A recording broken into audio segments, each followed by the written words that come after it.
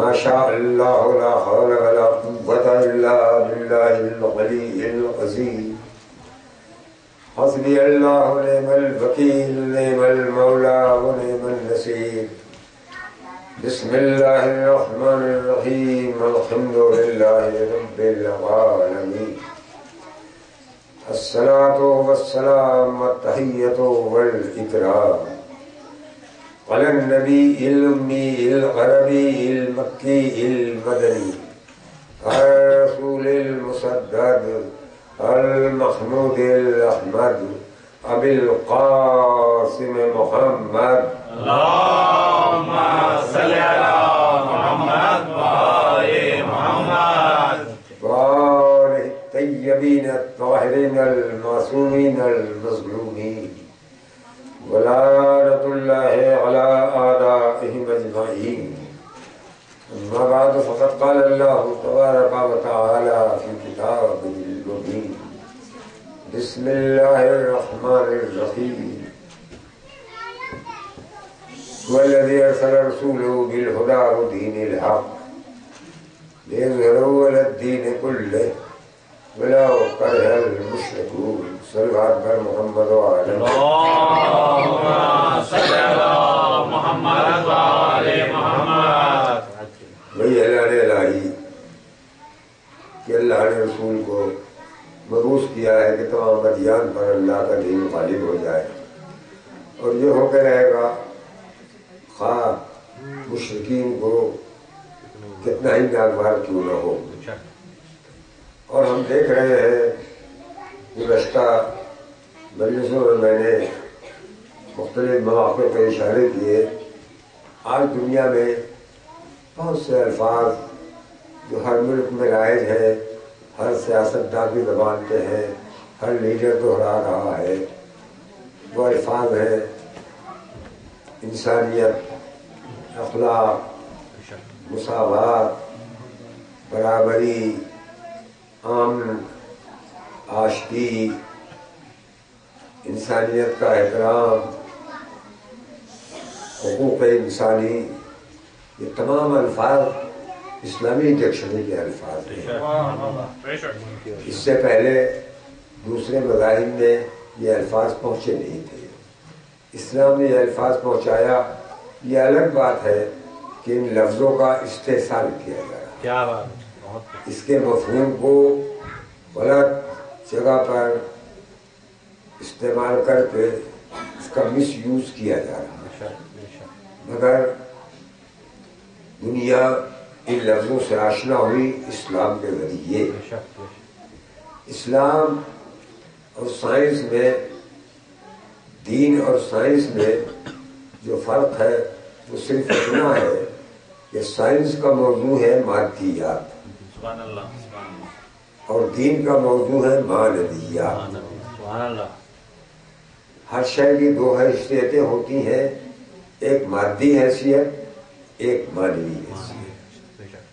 ایک مادی حیثیت، ایک معنوی حیثیت. سائنس نے معنویات سے رشتہ توڑ کے مادیات کو اپنا سارا مقصد بنا کے بہت آگے بڑھ چکی ہے. پہاڑ کی چوٹیوں کو فتح کر لیا، سمندروں کے تہوں میں اتر چکی، چاند پہ اپنا جھنڈا لہرا چکی، مریخ پہ اپنی مشین بھیج چکی جو مسلسل تصویریں بھیج رہی ہے. اتنی ترقی کر چکی، ایک انسان کا خون دوسرے انسان کے رگوں میں دوڑا سکتی ہے، ایک پہلو سے دل نکال کے دوسرے پہلو میں دھڑکا سکتی ہے. ایسی ایسی سواریاں ایجاد کر لی کہ کل جتنی دیر میں ایک گاؤں سے نکل کے پڑوس کے دوسری گاؤں میں انسان جاتا تھا، اتنی دیر میں ایشیا کا آدمی یورپ پہنچ جاتا ہے، یورپ کا آدمی امریکہ پہنچ جاتا ہے.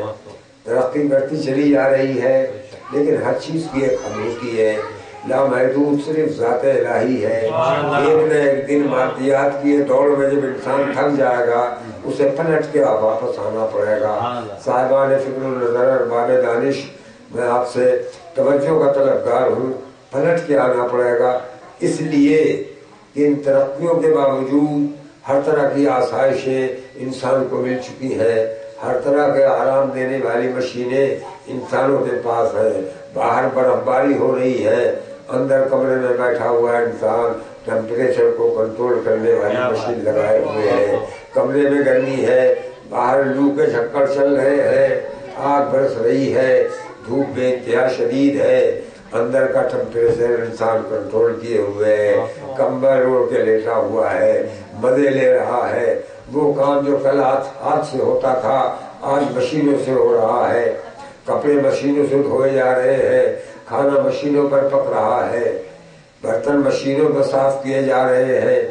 سارا ان تمام آسائشوں کے باوجود، تمام آرام کے باوجود ہر انسان کے چہرے پر ایک پرمردگی دکھائی دیتی ہے، ایک بے چینی دکھائی دیتی ہے، ایک اضطراب دکھائی دیتا ہے. ایسا لگتا ہے کہ جو اندر سے ہر انسان ٹوٹا پھوٹا ہوا ہے. ایسا لگتا ہے کہ اندر سے ہر انسان پریشان ہے. یہ پریشانی کیوں ہے؟ ساری نعمتیں اللہ نے دے دی ہیں، کھانے کی کوئی کمی نہیں ہے. آج سے 100 سال پہلے آج سے پھلوں کا جوس صرف مریضوں کو کبھی کبھی ملتا تھا، وہ بھی بہت محنت کرتے تھے. آج ہر فریج میں رکھا ہوا ہے، جس پھل کا چاہیے جوس پی لیجئے، جو پھل چاہیے کھا لیجئے. کھانوں کی کوئی کمی نہیں ہے، نعمتوں کی کوئی کمی نہیں ہے، مگر اندر انسان کی روح کو سکون نہیں ہے، روح کو بے چینی ہے. یہ بے چینی بتا رہی ہے کہ انسان کو پلٹ کے آنا ہے. یہ بے چینی کیوں ہے؟ انسان مادیات کے دور میں تو آگے بڑھ رہا ہے، معنویات کو اس نے چھوڑ دیا، معنویات کو چھوڑ دیا ہے. آپ کہیں گے معنویات کیا ہے؟ عزیزان گرامی، میں نے کہا تھا کہ سوال کا دروازہ مولا متقیان نے کھولا ہے. سائنس کیا ہے؟ سوال قائم کرتی ہے، اس کا جواب تلاش کرتی ہے. کسی وجہ سے میں نے شاید کبھی پڑھا ہو کہ میرے ایک دوست تھے جو کمیونسٹ تھے، اللہ کو نہیں مانتے تھے. ایک دور وہ بھی آیا ہے کہ جب ہر پڑھا لکھا آدمی اپنے کو پڑھا لکھا ثابت کرنے کے لیے لامذہب سمجھنا کہنا ضروری سمجھتا تھا کہ ہم مذہب کو نہیں مانتے، ہم ان تمام مذہبی رسموں سے دور ہیں.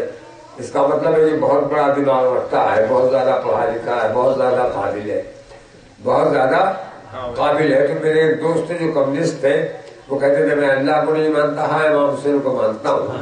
میں نے کبھی ان سے نہیں کہا کہ اللہ مجھے نہیں مانتے تو امام حسین کو کیوں مانتے ہیں؟ اس لیے کہ مجھے معلوم ہے کہ مذہب کی منزل وہ بھی آتی ہے جب آدمی کا منطقی شعور مر جاتا ہے اور وہ الٹا سیدھا ماننے لگتا ہے. مثلا کسی عیسائی نے کہا کہ اللہ تو نہیں ہے کہیں موجود، مگر حضرت عیسیٰ اللہ کے بیٹے ضرور ہے. تو یہ ایسی فکر کب ڈیولپ ہوتی ہے جب انسان مادیات سے نظریں ہٹا لیتا ہے. تو اکثر اس طرح کی باتیں کیا کرتے تھے. ایک دن کہنے لگے نیوٹن بڑا ذہین آدمی تھا اور بہت عظیم آدمی تھا، ان سے انسانیت کو بہت کچھ دیا ہے. میں نے کہا کہ کیا دیا ہے؟ کہنے لگے سب سے پہلا کام یہ ہے کہ اس نے کشش ارضی کا پتہ لگایا ہے. کشش ارضی کا پتہ لگایا. میں نے کہا کیسے لگایا؟ کہنے لگے ایک سیب ٹوٹ کے گرا شاخ سے زمین پر، اس نے سوچنا شروع کیا، کیوں کا سوالیہ نشان اس کے ذہن میں بنا، یہ اوپر سے زمین پر کیوں آیا؟ سوچنا شروع کیا. سوچتے سوچتے اس نے پتہ لگا لیا کہ زمین ہر شے کو کھینچتی ہے، زمین کے اندر ایک کشش ہے، زمین کے اندر ایک کشش ہے، وہ ہر شے کو کھینچتی ہے. اس نے ایک دانے سیب کے پھل سے کشش ارضی کا پتہ لگا لیا. جب کشش ارضی کا پتہ چل گیا، ہواؤں میں چلنے والی سواریاں ایجاد ہونے لگیں، سیٹلائٹ ایجاد ہو گئی، مصنوعی سیارے ایجاد ہو گئے. یہ سب اس کا دیا ہوا ہے. تو میں نے ہنس کے کہا بھائی وہ تو یقیناً بہت بڑے دماغ والا اور بڑا صاحب دانش اور صاحب فکر تھا. سیب کے ایک پھل سے کشش ارضی کا پتہ لگا لیا. آپ کی عقل کہاں چلنے چلی گئی ہے؟ سینکڑوں سیب کھا گئے، یہ اپنے رازق کا پتہ نہ لگا سکے. جس طرح اس نے سوچا کہ سیب زمین پر کیوں گرا، آپ نے کیوں نہیں سوچا کہ اس میں مٹھاس کہاں سے آ گئی ہے، اس میں وٹامنس کہاں سے آ گئی ہے، اس میں خوشبو کہاں سے آ گئی ہے، اس میں شوگر کہاں سے آ گئی ہے، اس میں غذائیت کس نے پیدا کر دی ہے. جس طرح ایک سیب کا پھل کشش ارضی کا گواہ ہے، اسی طرح سیب کی ہر کاش اپنے رازق کی گواہ ہے. دیجیے محمد وآل محمد. مگر اس کا تعلق معنویات سے سائنس صرف یہ دیکھتا ہے کہ پھول کیوں کھلتا ہے، وہ کہہ کے ہٹ جائے گی کہ جب ہوا چلتی ہے پھولوں کو لگتی ہے، پھول کھلنا شروع ہوتے ہیں، اندر سے اس کی جڑیں زمین سے غذا حاصل کر کے اس تک پہنچاتی ہیں، پھول کھلتا ہے، پھول کھلتا ہے۔ مگر آپ سوال کر دیجئے بھائی کہ اس سے پھول کھلتا ہے تو اس میں کیا ہوتا ہے؟ وہ کہے گا کہ صاحب اس کے اندر ایک قطرہ ہوتا ہے شیرے کا، اس کے بیچ میں رکھا ہوتا ہے، اور وہ شیرہ زر گل کو دبائے رہتا ہے۔ زر گل وہ ننھے ننھے بیج ہیں جن کے ذریعے سے پھل لگتے ہیں، دوسرے درختوں میں ثمر لگتے ہیں، ان ننھے قطروں پر شیرے کے قطرے ہوتے ہیں، اس پر تتلیاں آ کے بیٹھتی ہیں، اپنا پیٹ بھی بھر لیتی ہیں اور اپنے پیروں میں چپکا لیتی ہیں، چپکا کے دوسرے پھولوں پہ جب جا کے بیٹھتی ہیں تو کراس ہو جاتا ہے دونوں کا۔ اور یہ تتلیاں جو ہے مفت خور نہیں ہے، کھاتی ہیں تو کچھ کام بھی کرتی ہیں پھولوں کا، ادھر کا بیج وہاں پہنچا دیتی ہیں، ان میں پھل لگتا ہے، ان میں پھل لگتا ہے۔ میں نے کہا مگر ایک بات جو نظر آتی ہے وہ یہ ہے کہ رات کو کھلنے والے پھول رنگین ہوتے ہیں، دن کو کھلنے والے پھول، رات کو کھلنے والے پھول سفید ہوتے ہیں، دن کو کھلنے والے پھول رنگین ہوتے ہیں، یہ کیوں ہوتا ہے؟ کہنے لگے کہ اس لیے ہے کہ تتلیاں جو ہیں وہ دن کو سرخ رنگ یا رنگین پھول دیکھ لیں گی، رات کو رنگ اندھیرے میں چھپا رہتا ہے، سفیدی رات کو دکھائی دیتی ہے۔ اس سے تتلیوں کو فائدہ یہ پہنچتا ہے کہ وہ رات کو سفید رنگ دیکھ کے وہ پتہ لگا لیتے ہیں یہاں پھول ہے، وہاں پہنچ جاتی ہے۔ دن کو دکھائی دیتا ہے ان کو روشنی میں، یہ سرخ پھول ہے، یہ پیلا پھول ہے، یہ نیلا پھول ہے، یہ لال پھول ہے، وہاں پہنچ جاتے ہیں، اپنا پیٹ بھر لیتی ہے۔ میں نے کہا اچھا، رات کو جو پھول کھلتے ہیں وہ زیادہ خوشبودار ہوتے ہیں، جیسے رات کی رانی، جوہی، چمیلی، بیلا۔ دن کو کھلنے والے پھول جو ہے رنگین ہوتے ہیں، ساتھ ساتھ خوشبو بھی کم ہوتی ہے۔ پہلے اس سے بھی تتلیوں کو فائدہ پہنچتا ہے، اس سے بھی تتلیوں کو فائدہ پہنچتا ہے، خوشبو کے ذریعے وہ پہنچ جاتی ہے اپنی مرکز غذا تک، اپنے رزق تک پہنچ جاتی ہے۔ میں نے کہا بھائی یہ تو مادیت کا فلسفہ آپ نے بتا دیا، معنویت کا مجھ سے سن لیجئے۔ پھول کھلانے والا جو ہے وہ جانتا ہے کہ میری مخلوق کہاں کہاں بھوکی ہے، کچھ وہ مخلوق ہے جو رات کو اپنی غذا تلاش کرتی ہے، کچھ وہ مخلوق ہے جو دن کو غذا تلاش کرتی ہے۔ معنویت کی دنیا میں جب ہم قدم رکھتے ہیں تو ہمیں پتہ چلتا ہے یہ پھول کھلانے والی کوئی اندھی طاقت نہیں ہے، خود بخود پھول نہ سفید بنتا ہے نہ رنگین بنتا ہے، کوئی بنانے والا ہے جو اس کائنات کا رازق ہے۔ ضرور بھیج دیجیے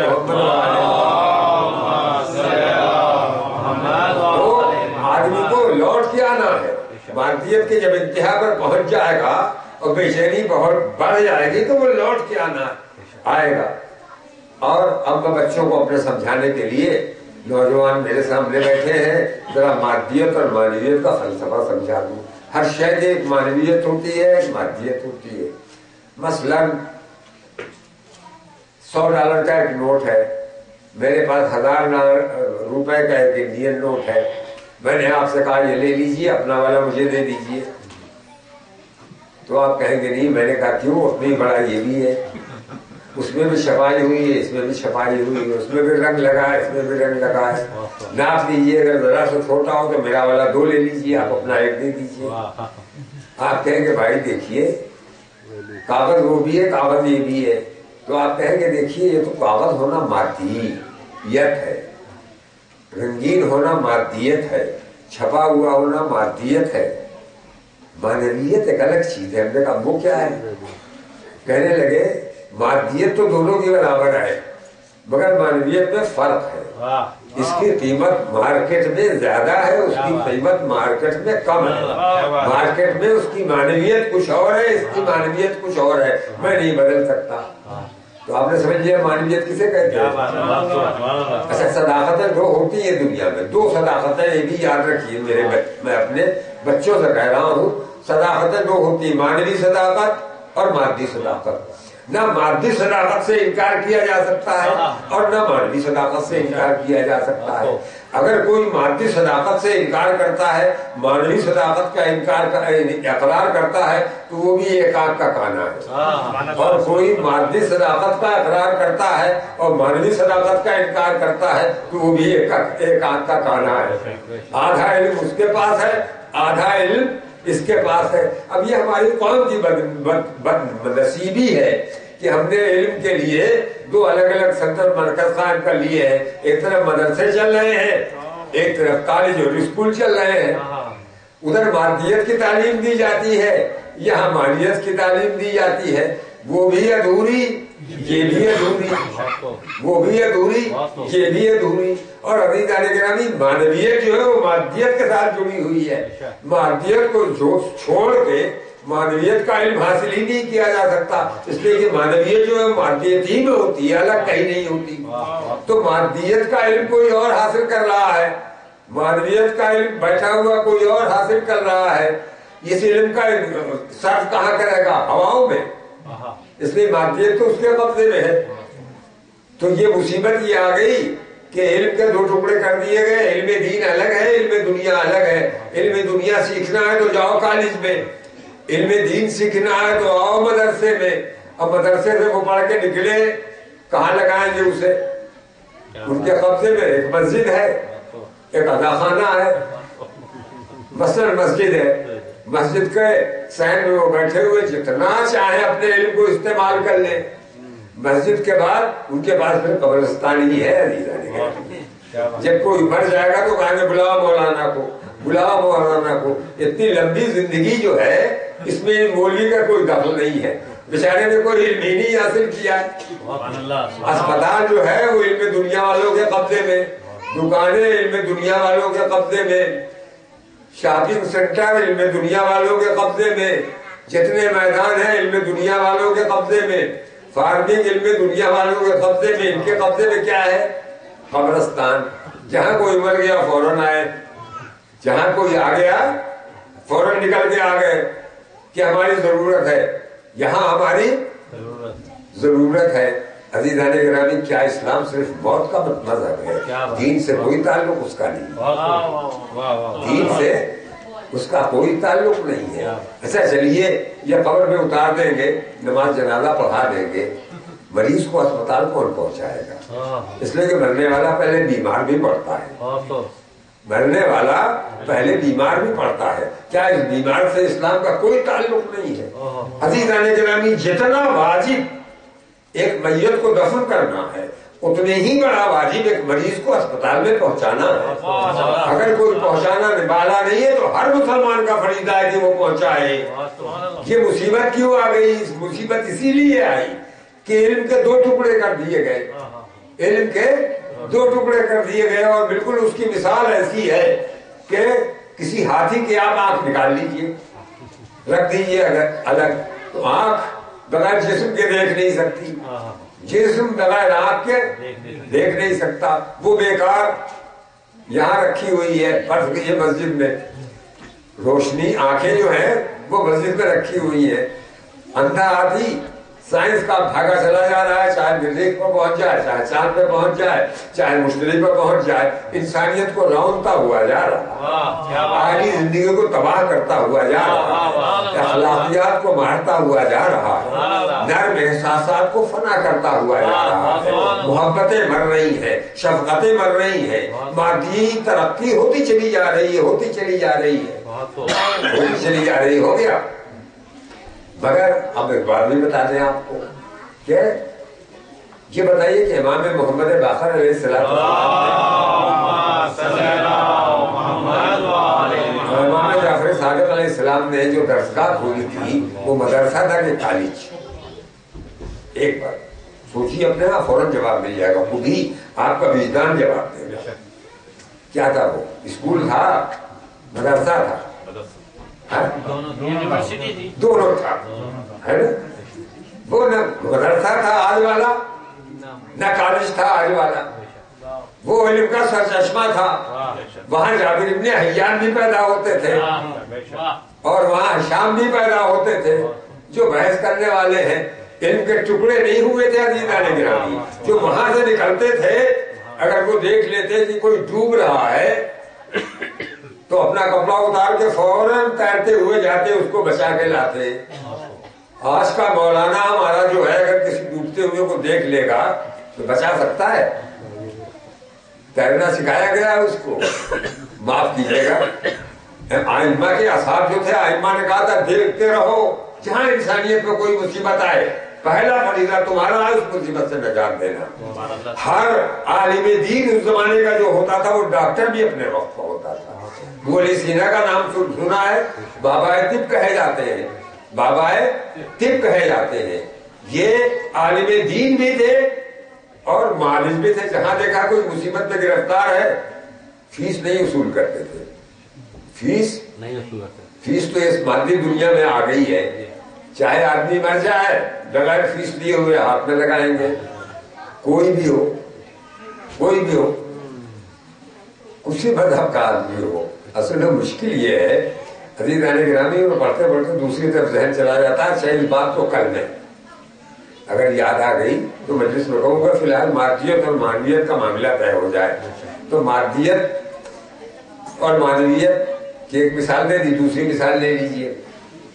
आप चले जा रहे हैं और बहुत शरीफ आदमी है, इंसानी हमदर्दी है, आपने देखा रास्ते पर एक पत्थर पड़ा हुआ है, लोगों को ठोकर लगती है, किसी का अंगूठा टूटा, किसी का घुटना फूटा, किसी का खून निकल रहा है। आपने कहा कि ये गलत जगह पर आया, उसको उठा के गाड़ी में फेंक दिया। अब जरा सा और आगे चले तो हमने देखा है पत्थर रास्ते में गड़ा हुआ है, उस पर आने वाले शहरों का नाम लिखा हुआ है, फला शहर इतने किलोमीटर है, फला शहर इतने किलोमीटर है। मैंने कहा किबला आपने वो पत्थर उठा के फेंका, एक और भी है यहाँ, इसे भी फेंक दीजिए उखाड़ के। आप कहेंगे ना मैं इसे उखाड़ के फेंकू को नहीं, उसकी तो हिफाजत करना मेरा फरीजा है। मैंने कहा क्यों, पत्थर होगी पत्थर होगी। आप कहेंगे वो तो मादियत है, मादियत में दोनों बराबर है, मगर मानवीयत में दोनों में फर्क है जमीन आसमान। वो संगे राह है, ये संगे मील है, वो रास्ता रोकता है, ये रास्ता बताता है। मेरा हमारा फरीजा है कि उसको फेंक दे, इसकी हिफाजत करें। आ गया, वो चीजें समझ में आ गई। तीसरी दलील सुन लीजिए। हाजी साहब लोग जाते हैं, आप उनसे पूछिए, कहिए कि वो जो 3 जमरात हैं वो भी पथरीले मुजस्सिमे हैं, और खाने काबा जो वो भी पत्थर का बना हुआ है। वहां तो आपने कहा गरियां मारी, कभी इसको मारा, कभी उसको मारा, कभी उसको मारा, और गुस्सा ज्यादा आ गया तो जूते उतार के फेंक दिए, और ज्यादा गुस्सा आया और भूल गए किसी हाजी को न लग जाए, इतने बड़े बड़े ढेले उठा के फेंक देते हैं, हाजी जख्मी हो जाते हैं गुस्से में। किससे मुकाबला कर रहे हैं? शैतान से मुकाबला कर रहे हैं। मगर है तो पत्थर, यहाँ आए बोसा दे रहे हैं, यहाँ आए यानी तीनों को मार के चौथे का बोसा दे रहे हैं। मैंने कहा भाई ये क्या बात है, पत्थर वो भी पत्थर वो भी, उसको ढेले मारा है तो इसे ढेले मारो, और इसे चूम रहे हो तो उसे भी चूमो। कहेंगे नहीं आप गलत समझिए, मादियत में तो दोनों बराबर, मगर मानवीयत में फर्क है। वो शैतान की निशानी है या रहमान की निशानी हो गया। अब आइए, असल में मादियत को सब कुछ समझना ये शैतानी फिक्र है, मादियत को सब कुछ समझना ये शैतानी फिक्र है, और मादियत के साथ मानवीयत पर नजर रखना ये ईमानी फिक्र है, ये ईमानी फिक्र है। शैतान ने क्या कहा था जब हजरत आदम बन के तैयार हुए और अल्लाह ने अपनी रूह फूंक दी, तो कहा कि जब मैं अपनी रूह फूंक चुकूं तो फौरन सजदे में तुम सब झुक जाना। सारे फरिश्ते झुक गए, वो शैतान नहीं झुका, वो शैतान नहीं झुका। अल्लाह ने कहा क्यों नहीं झुके? कहा इसलिए कि मैं आग का बना हुआ हूँ, मिट्टी के बने हुए हैं, मैं आग का बना हुआ हूँ, मिट्टी के बने हुए हैं। आग जो बुलंद है, मिट्टी जो कम है, कमतर है, मैं इसके आगे सजदा नहीं कर सकता। क्या था उसकी नजरों में? मादियत थी कि मानवीयत? मादियत थी। اس کے سامنے صرف مٹی تھی، یہ بھول گیا کہ اس میں روح الہی پہنچ چکی ہے، یہ خلیفہ الہی بن چکا ہے، یہ خلیفۃ اللہ کے درجے پر فائز ہو چکا ہے، سجدہ نہیں کریں گے۔ یعنی شیطان وہ ہے کہ جس کی نظر صرف مادیت پر ہو، معنویت پہ نہ ہو، معنویت پہ نہ ہو۔ اور اگر وہ غور کرتا معنویت پر تو سمجھتا ہے کہ یہ انسان بن چکا ہے، یہ معرفت الہی کا حامل بن چکا ہے، یہ علم کا حامل بن چکا ہے، یہ عقل کا حامل بن چکا۔ اس کی سمجھ میں نہیں آیا، اس نے کہا میں آگ کا بنا ہوا ہوں، آگ افضل ہے، مگر آگ افضل کیسے ہے؟ یہ بھی اس کی غلط فہمی تھی۔ آگ افضل ہے یہ بھی اس کی غلط فہمی تھی، اس لیے کہ آپ کو خیانت کار کچھ ڈال دیجیے اس میں، واپس نہیں لے سکتے، واپس نہیں لے سکتے۔ اور مٹی میں کچھ ڈال دیجیے، مثلاً ایک کسان کھیت بو رہا ہے، آپ نے دیکھا گھر سے غلہ لایا وہ بیج اور لا کے سب مٹی میں ڈال دیا اور اس کو ملا کے بالکل برابر کر دیا۔ اب آپ اس سے کہیے کہ ہمیں کیسے پاگل ہو گئے ہو، گھر کا غلہ لا کے مٹی میں ملا دیا، اب تو اس میں سے واپس بھی تم نہیں نکال سکتے، کوئی مشین بھی ایسی نہیں بنی ہے جو ان دانوں کو اناج کے تمہیں واپس کر دے، یہ تو ضائع ہو گیا۔ تو وہ کہے گا آپ کو معلوم نہیں ہے، میں نے مٹی میں ملایا ہے، آگ میں نہیں ڈالا، میں نے آگ میں نہیں ڈالا ہے، جب وقت آئے گا تو یہ کئی گناہ کر کے مجھے واپس کرے گی۔ تو یہی حال انسانوں کا ہوگا، جب وقت آئے گا تو انسانوں کو بھی زمین واپس کرے گی۔ یہ تو فصل کا موسم ہوتا ہے، جب انسانوں کا موسم آئے گا انسان واپس ہوں گے، جب غلے کا موسم آتا ہے غلہ واپس ہو جاتا ہے۔ درود دیجیے محمد و آل محمد۔ یہی بات قرآن کہتی ہے، قبروں سے نکل کے سب قیامت کے میدان میں آئیں گے۔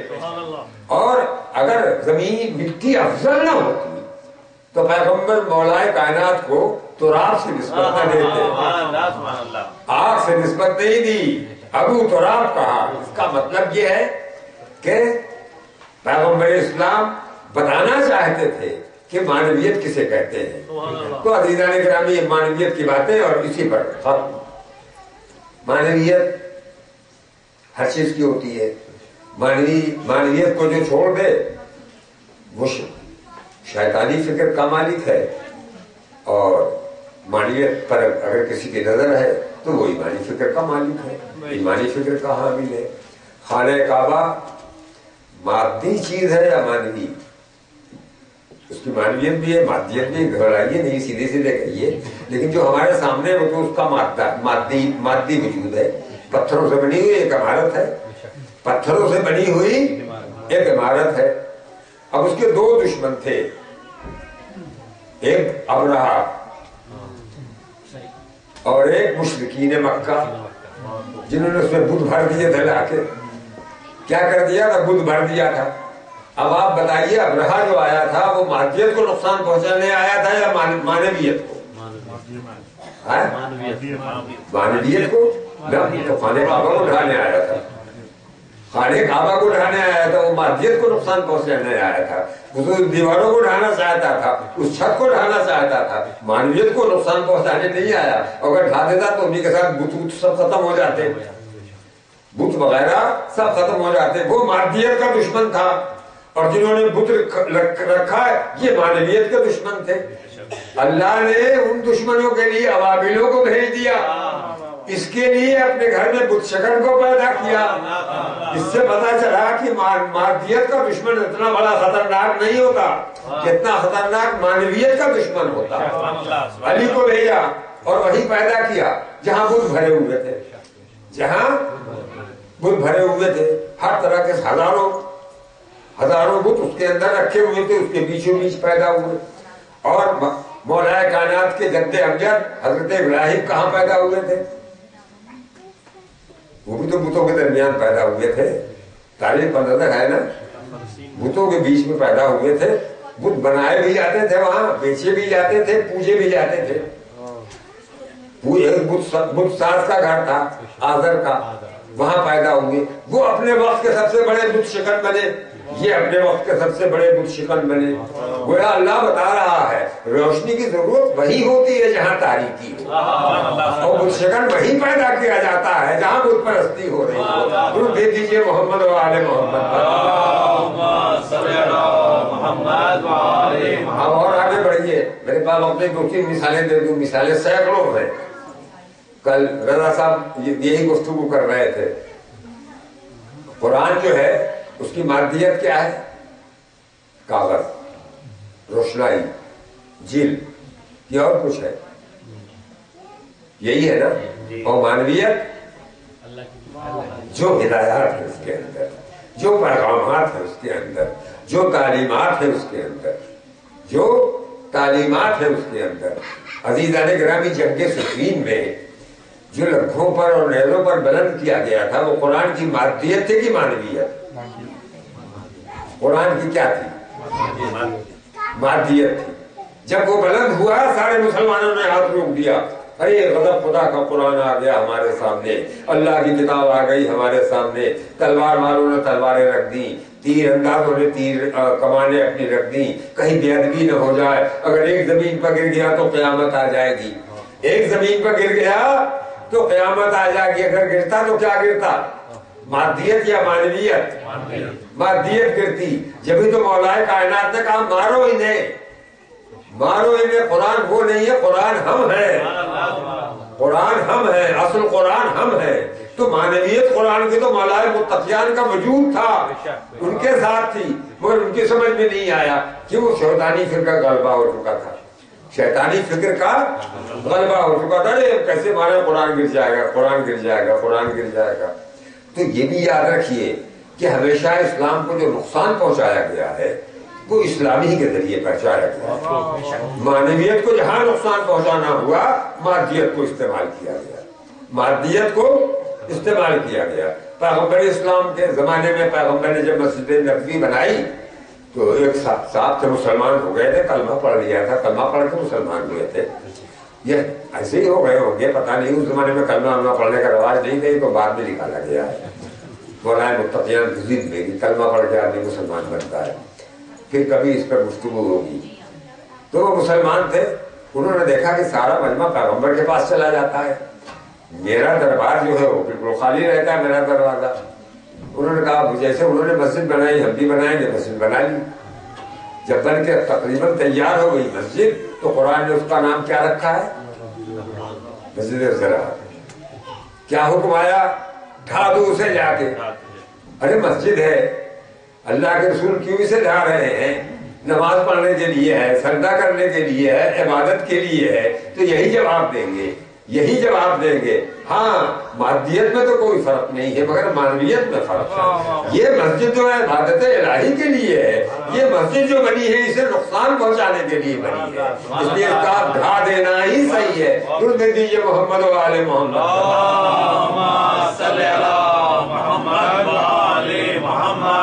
तो जब भी मानवीयत को नुकसान पहुंचाना होता है, शैतान के जितने चेले हैं वो सब मादियत को वो बनाते हैं, जरिया बनाते हैं और आलाए कार बनाते हैं। अभी 15-20 साल पहले हाजियों को शहीद कर दिया गया, 400 हाजी ईरान के शहीद हो गए।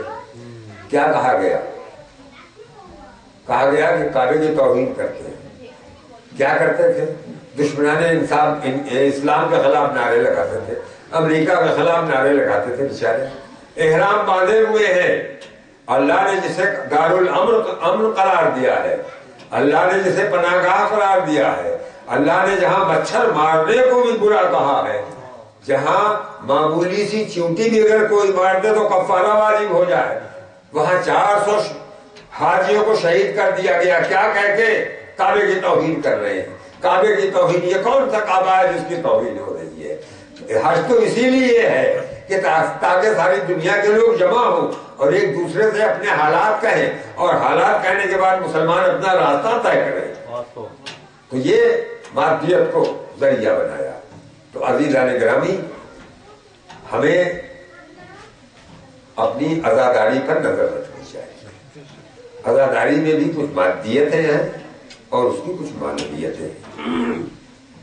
ये मिंबर है, हम इस पर बैठे हुए हैं, जिक्र अहले बैत हो रहा है, लकड़ी का बना हुआ है, ये टूट जाएगा दूसरा बन जाएगा। کوئی مشکل نہیں ہے. ایک تختہ ٹوٹ گیا, بازار گئے, دوسرا تختہ لایا, بنا دیا.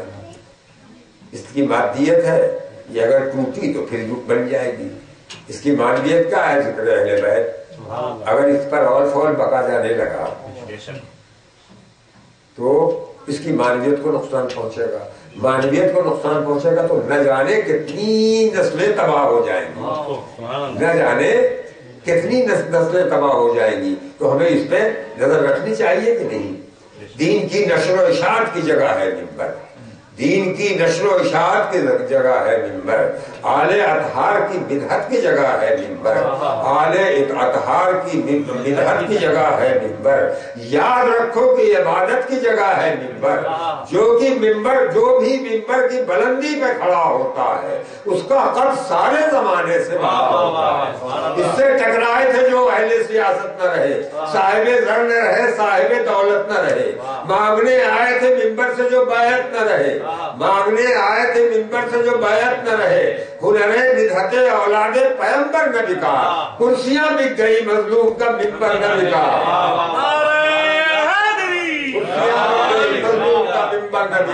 ڈرتے رہتے ہیں سدا اہل شقاوت اس سے, حق پسندوں کو ملا کرتی ہے طاقت اس سے. اونچی ہے پرچم اسلام کی عظمت اس سے, اب بھی ہے قوم کے سینے میں حرارت اس سے. اب نہ فوجوں سے